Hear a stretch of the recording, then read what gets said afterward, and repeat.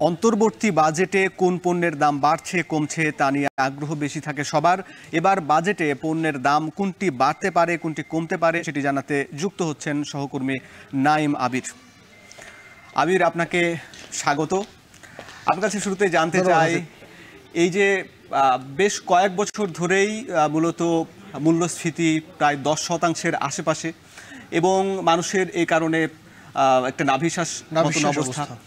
সব মিলিয়ে মানুষের আগ্রহ থাকে বাজেটকে সামনে রেখে যে কোন জিনিসের দাম কমবে, মানুষ কতটা স্বস্তিতে আগামী বছর পার করতে পারবে। আপনার কাছে জানতে চাই কোন জিনিসগুলোর দাম কমতে পারে এবারের বাজেটে। হাসিব, আপনি যথার্থ বলেছেন যে মূল্যস্ফীতির একটা চাপ রয়েছে এবং এবারের বাজেটে কিন্তু মূল্যস্ফীতি কিভাবে কমানো যায় সেটা নিয়ে একটা বড় রকমের প্রেক্ষাপট রয়েছে। আমরা যতটুকু জানতে পেরেছি, স্থানীয় শিল্পকে কতখানি প্রাধান্য দেওয়া যায় সেটি এবং একসাথে মার্কিন যে নতুন করে কর আরোপ করার একটি ব্যাপার রয়েছে, সেই বিষয়গুলো কিন্তু এই বাজেটে কতটুকু সমন্বয় করা যায় সেই চেষ্টাটা করা হবে। আমি একটু কয়েকটি সুসংবাদ দিতে চাই আপনার মাধ্যমে আমাদের দর্শকদের, যে কোন কোন পণ্যের দাম আসলে কমতে পারে। প্রথমে যদি বলি হাসিব, এই অন্তর্বর্তী সরকার, আপনি নিশ্চয়ই জানেন যে যখন দায়িত্ব নিল এরপরে পরিবেশ বান্ধব কিছু পরিকল্পনা গ্রহণ করেছিল। সেই তালিকায় পরিবেশ বান্ধব যে ব্যাগ, সেই ব্যাগের উৎপাদন বাড়াতে এবং উৎসাহ দিতে কিন্তু এই ব্যাগের জায়গাগুলোতে দাম কমবার সম্ভাবনা তৈরি হয়েছে উৎপাদন পর্যায়ে এবং একেবারে বাজারজাত পর্যায়ে। এবং একই সাথে আমি কিছুক্ষণ আগে যখন যুক্ত হয়েছিলাম তখন জানাচ্ছিলাম যে প্লাস্টিকের যে ব্যাগ, সেখানে কিন্তু আসলে দাম বাড়বে। সুতরাং এটি একেবারেই সরকারের যে চাওয়া সেটি একেবারে স্পষ্ট যে পরিবেশ বান্ধব যে ব্যাগ, সেই ব্যাগের দাম আসলে কমবার সম্ভাবনা একটু রয়েছে। এবার একটু আসতে চাই আইসক্রিমের ক্ষেত্রে। আমাদের সবারই খুব প্রিয় খাবার হচ্ছে আইসক্রিম। সেই আইসক্রিমের দাম কমবার সম্ভাবনা রয়েছে। বর্তমানে এটির সম্পূরক শুল্ক 10 রয়েছে, সে 10 থেকে প্রায় অর্ধেক কমে যাওয়ার সম্ভাবনা তৈরি হয়েছে, 5% গিয়ে নামতে পারে। সবথেকে গুরুত্বপূর্ণ বিষয় হাসিব, আমাদের গণপরিবহনে কিন্তু একটা স্বস্তির খবর রয়েছে।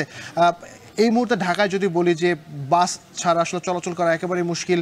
ঢাকার বাইরে যদি কেউ ভ্রমণ করতে চায় তাহলে মিনি বাস অথবা মাইক্রো বাস, হাইস বা এই নোয়া ধরনের যে গাড়িগুলো আমরা ব্যবহার করে থাকি, সেখানে যদি বলি যে 40 আসনের যে বাসগুলো রয়েছে, অর্থাৎ 16 থেকে 40, মিনি বাস থেকে বড় বাস, এই জায়গার যে যত ধরনের বাস রয়েছে সেগুলোতে প্রায় 10% এই মুহূর্তে শুল্ক রয়েছে, সেটি 5% নেমে আসবার সম্ভাবনা রয়েছে। এবং মাইক্রোবাসের কথা বললাম, এর মধ্যে অ্যাম্বুলেন্সও রয়েছে, অর্থাৎ নোয়া, হাইস, অ্যাম্বুলেন্স ধরনের যে ধরনের গাড়ির বাস মাইক্রোবাসগুলো রয়েছে, সেখানে এই মুহূর্তে 20% সম্পূরক শুল্ক রয়েছে, সেটি কমে 10%তে নেমে আসবার সম্ভাবনা তৈরি হয়েছে। অর্থাৎ বড় বাস, মিনি বাস, মাইক্রোবাস এই জায়গাগুলোতে প্রায় অর্ধেক করে দাম কমে আসবার সম্ভাবনা রয়েছে এবং গণপরিবহন ব্যবস্থা আরও সহজ হবে এর মাধ্যমে, আশা করাই যায়। চিনির ব্যাপারে আসি, চিনির দাম কমবার সম্ভাবনা তৈরি হয়েছে। মেট্রিক টনের শুল্কায়ন মূল্য 500 টাকা পর্যন্ত কমতে পারে এবং যেটির আসলে একেবারে নিত্য পণ্য দ্রব্য হিসেবে চিনি, যেহেতু এটি বাজারে একটি প্রভাব নিশ্চয়ই পড়বে বলে আমরা আশা করতে পারি। দেশি কম্পিউটারের মনিটর, আগে বলছিলাম যে হাসিব যে স্থানীয় শিল্পকে উৎসাহ দেওয়া হচ্ছে, সুতরাং কম্পিউটারের যে উৎপাদন করা সেই বিষয়গুলোতে এখানে দাম কমবে। এবং সবশেষ যদি বলি, গ্যাসের সংকট তো সবসময় আমরা দেখি, ইদানিংকালে গরমের সময় এলেও কিন্তু আমরা গ্যাসের সংকট দেখি। সেই জায়গা থেকে এলএনজি আমদানিতে যে ব্যয়, সেই ব্যয় কিন্তু 15% যে মূল্য সংযোজন কর যেটি রয়েছে সেটি কিন্তু ছাড় দেওয়া হতে পারে। সুতরাং এলএনজি যখন আমদানি করা হয়, আপনি নিশ্চয়ই জানেন যে বাইরে থেকে এলএনজিটা আসে বাংলাদেশে শিপমেন্টের মাধ্যমে, এই আমদানিতে কিন্তু একটা ব্যয় কমে যাওয়ার সম্ভাবনা রয়েছে এবং যদি সেটি কমে যায় তাহলে নিশ্চয়ই বাজার পর্যায়ে এটার প্রভাব পড়বে, এটি বলা যায়। জি, ধন্যবাদ আপনাকে।